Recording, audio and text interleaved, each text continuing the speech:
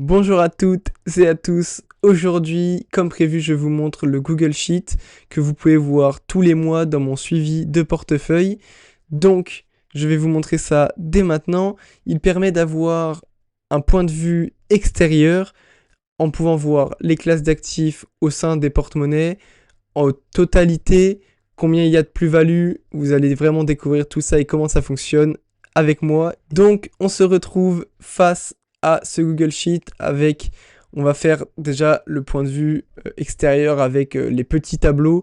Donc, les tableaux que je vous montre pas forcément, moi je vous montre vraiment que le global tous les mois pour avoir vraiment une vue extérieure de la situation. Mais il y a des petits tableaux comme le tableau prévision que j'ai fait où en fait il suffit de mettre un capital de base, par exemple 9000, combien on investit tous les mois en DCA, 500, la croissance par an, on va mettre 8% comme pour le S&P 500 et donc ça va ressortir dans 40 ans, etc. Là ça bug parce que c'est pas en pourcentage, mais bref, vous avez compris le délire. Là par exemple, si je mets en pourcent, voilà, ça marche beaucoup mieux.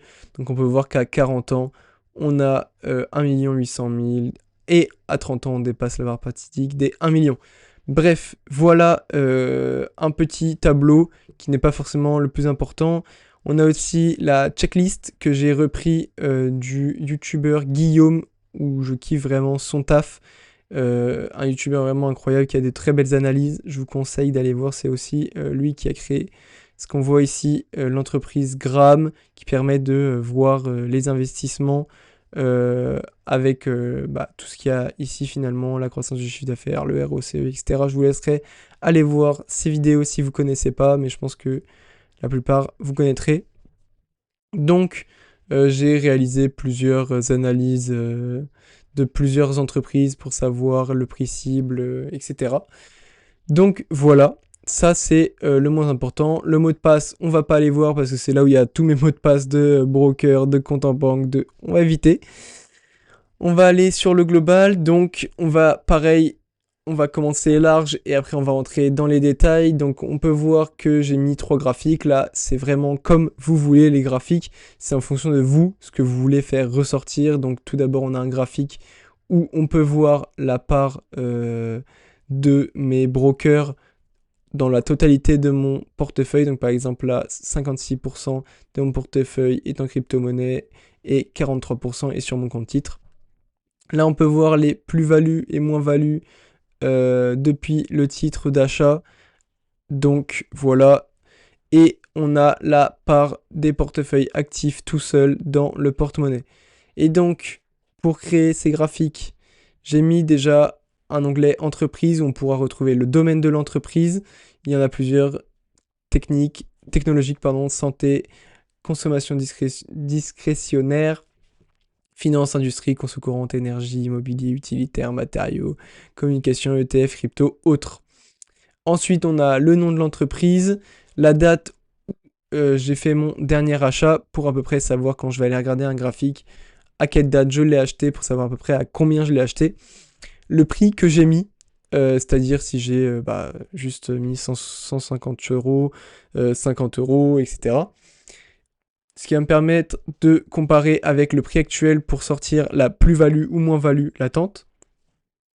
Ensuite, on aura le total avec combien j'ai dépensé dans ce compte titre et combien j'ai actuellement dans ce compte titre. Donc on peut voir que j'ai gagné 98 euros par exemple actuellement.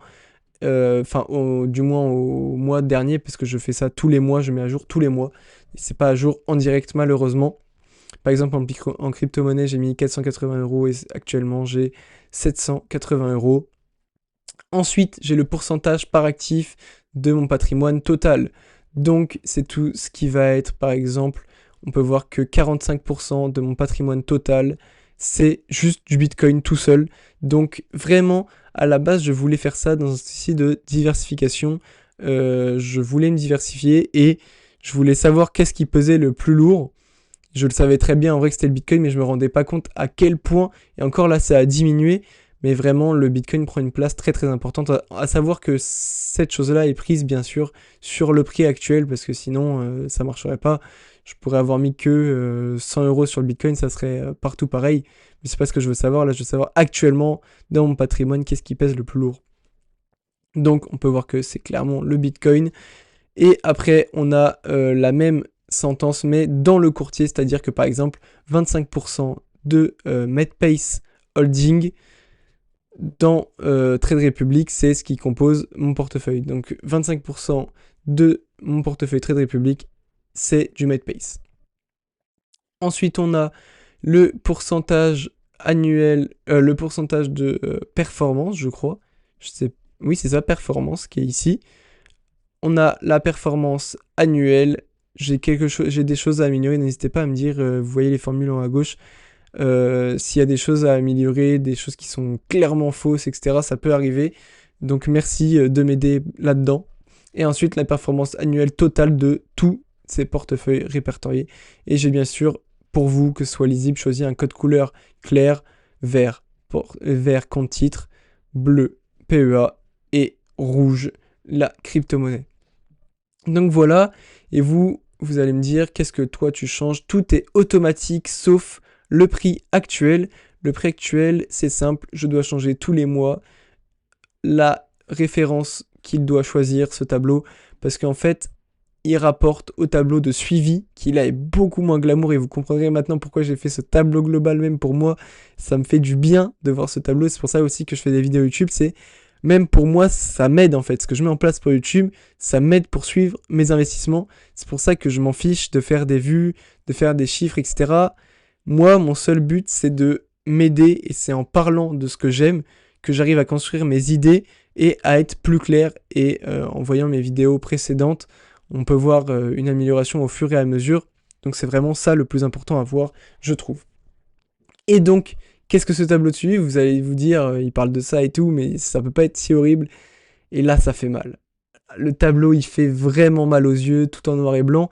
Et encore, je mettais un peu de couleur pour me rendre compte, mais donc, on peut aller voir le code couleur directement. On peut voir que je l'ai même plus mis, parce que maintenant, je fais tout sur le global. Donc en vrai, voilà, mais je l'ai quand même gardé longtemps, ce tableau de suivi classique. Et donc en fait, c'est simple.